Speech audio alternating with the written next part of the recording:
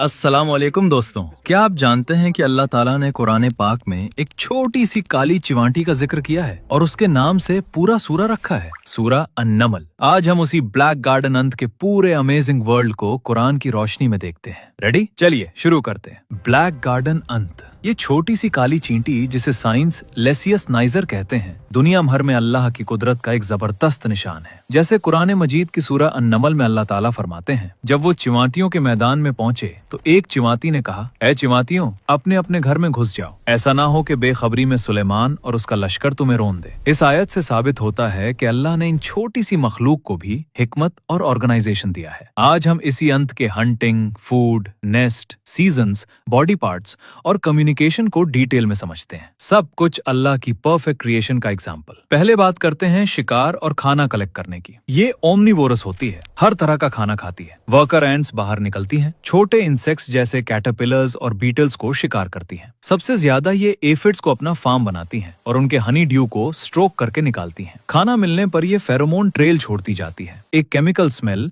जो दूसरी ends follow करती हैं। ये टीम वर्क अल्लाह की दी हुई सिस्टम का हिस्सा है जो एक छोटी सी चिवांटी को भी इतना ऑर्गेनाइज बनाता है। अक्सर रात के वक्त ये सबसे एक्टिव होती हैं। अब नीस्ट के अंदर की दुनिया। नीस्ट जमीन के नीचे 1 से 2 मीटर तक होता है। इसमें अलग अलग चैम्बर्स होते हैं, क्वीन चैम्बर, ब्रूड चैम्बर्स जहां एग्स, लार्वे और प्यूपे रखे जाते हैं, फूड स्टोरेज और सर्दी के लिए एफिड्स के स्पेशल रूम्स। सिंगल क्वीन होती है और 4000 से 15000 वर्कर्स। अंदर सब कुछ परफेक्टली ऑर्गेनाइज्ड और साफ रहता है, बिल्कुल जैसे सूरा अन-नमल में चिवांटी अपने कॉलोनी को वार्न करती है, यहीं भी हर अंत अपना फर्ज निभाती है। ये सब अल्लाह की हिकमत का निशान है। इसके बॉडी पार्ट्स की बात करें तो इसका बॉडी 3 हिस्से में बना होता है, हेड, थोरेक्स और एब्डोमेन। 6 टांगे, एंटेने और एक्सोस्केलेटन के साथ। आंखें? हाँ, इसकी आंखें होती हैं। वर्कर एंड्स के पास 2 कंपाउंड आईज होते हैं जिसमें 120 स्मॉल लेंसेज होते हैं। ये शार्प नहीं होती लेकिन ऑब्जेक्ट्स पहचानने और नेविगेट करने में मदद करती हैं। विंग्स सिर्फ क्वींस और मेल्स के पास होते हैं और वो भी सिर्फ नप्शल फ्लाइट के लिए। एक दूसरे को फॉलो करने का तरीका बहुत ही इंटरेस्टिंग। एक वर्कर खाना ढूंढ लेती है तो वापस आते वक्त फेरोमोन ट्रेल छोड़ती जाती है। दूसरी एंड्स अपनी एंटेने से स्मेल डिटेक्ट करके